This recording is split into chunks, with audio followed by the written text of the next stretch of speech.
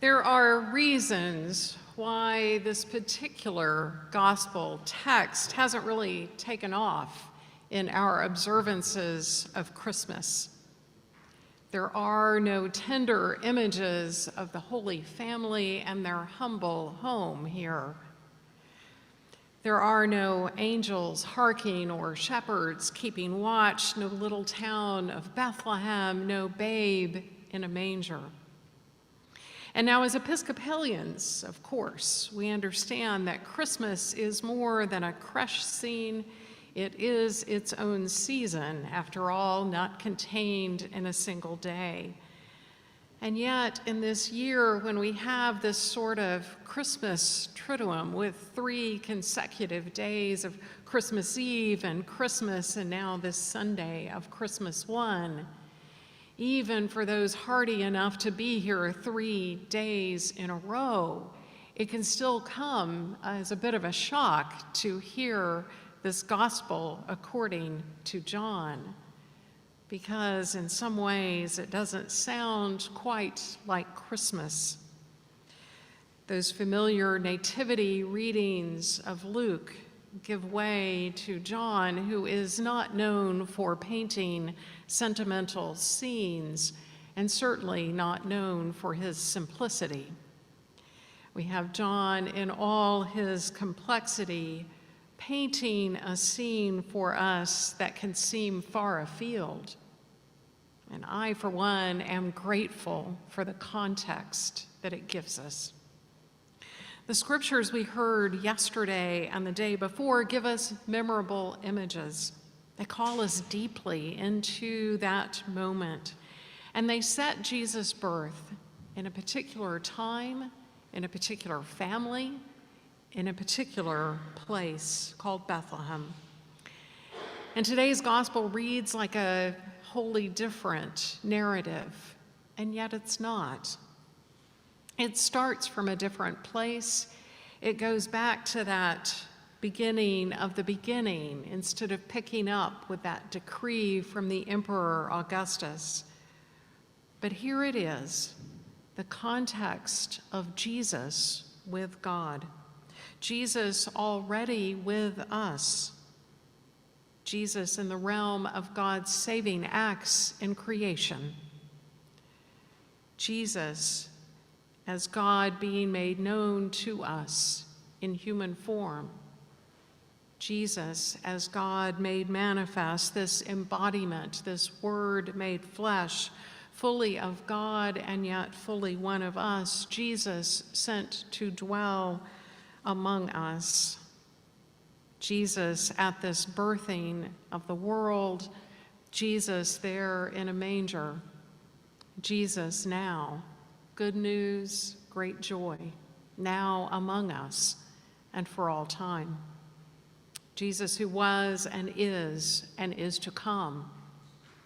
And there shall be glory to God indeed. So yesterday morning, Dean Melinda was drawing our attention to the word ponder. Mary treasuring the words of angels and shepherds, treasuring that tender time with Jesus and pondering it in her heart. The sort of pondering that can take such a time and break it down moment by moment, focusing on every individual breath, not wanting to miss a single part of it, to slow down and behold, to try to take in whatever meaning is there and hold it close to the heart, to get glimpses of new understanding, to not want to miss a single movement or moment, to hold that all together, gather up those individual breaths and moments, and to hold it in a kind of knowing, a growing sort of love, to recognize that on this day we can't know fully what God is up to, and yet we can know with a certain kind of knowing that God is being revealed to us, that the truth has already been fulfilled, And here we are to witness it as it unfolds, as it grows ever more in our hearts. Our observances in the church at this time of year and perhaps our own homes call us into such moments for pondering. They're helped along by familiar music and images, the language, the sounds.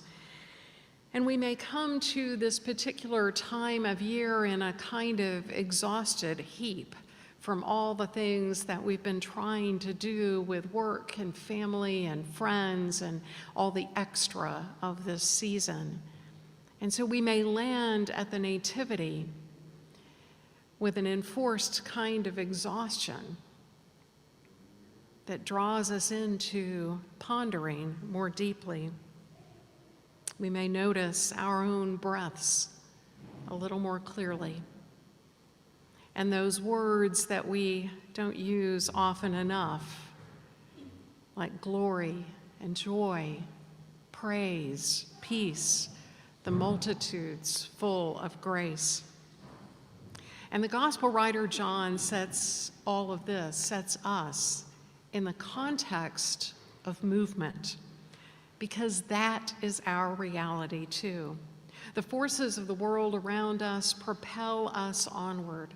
Life circumstances can demand our attention, our responses, and God's creating, life-giving movement is ever at work among us. On Christmas Eve, when I returned home after the late service here, I did what perhaps some of you did as well. I picked up the tiny figure of Jesus from my creche set. Jesus, who had been waiting in a cup since Advent 1 for this moment. And I placed Jesus into the creche. And there was a cow that had to be moved out of the way a little bit so that Mary and Joseph could get in a little bit closer to the infant. And an angel figure that had been on a ledge in the kitchen had to move a little closer to the scene, and on a tabletop nearby, there were these sheep that had gathered, and I felt the need to kind of move them around in response to everybody else's movements. And yesterday morning, there were a few other odd figures of the creche that took new places in that scene, all of them turning toward Jesus in the light of day. I will admit that I was one of those childhood reenactors. I still am. Working out those movements, a way of pondering what was happening in that scene. You may as well. I gather so from the nods.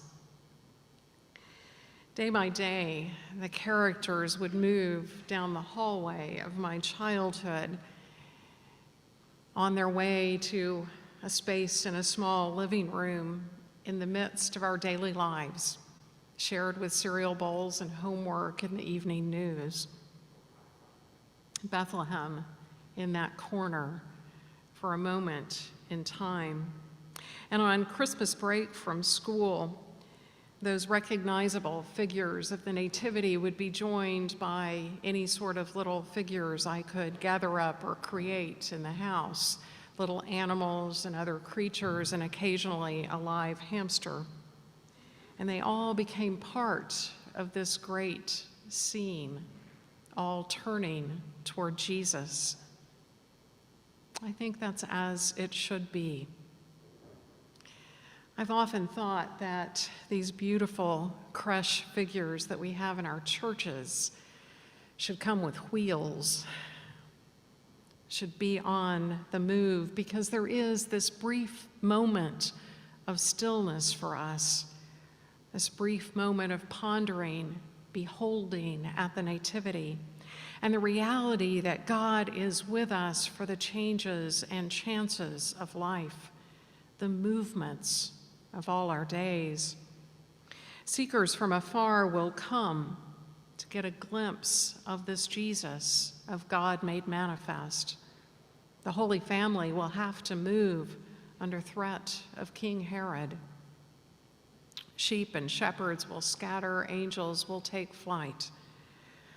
People will look to the night sky, into the darkness.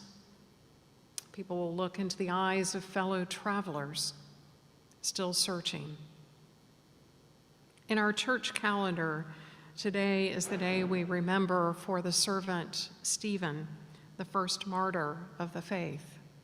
Tomorrow is the day we remember for John, the evangelist, the apostle sent out.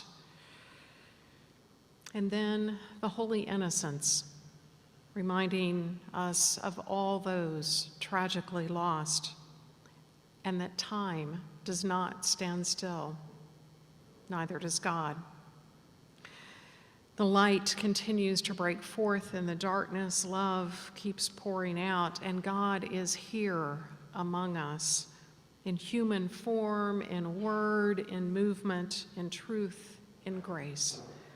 Born of salvation, God comes to us in a single moment, a single movement, this continuous thread, because Jesus came to dwell with us, not for a mere spoken word, not for that one instant, but God to be here with us, ever dwelling.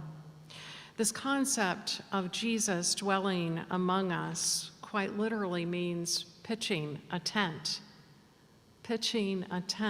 among us. And not very far from here in Perry Square, there is often a tent.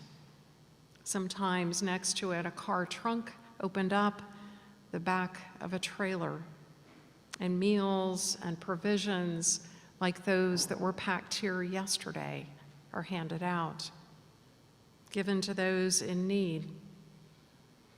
And outside, beyond the walls of this place, neighbors and strangers meet up. They pass one another by where there are opportunities to exchange a few words, gestures of hope, a quiet prayer as a neighbor falls asleep in his own manger of sorts. Moments to stop and to ponder, even as we keep moving about in this ever-changing scene. God being made known to us more and more. So what is our role in all this?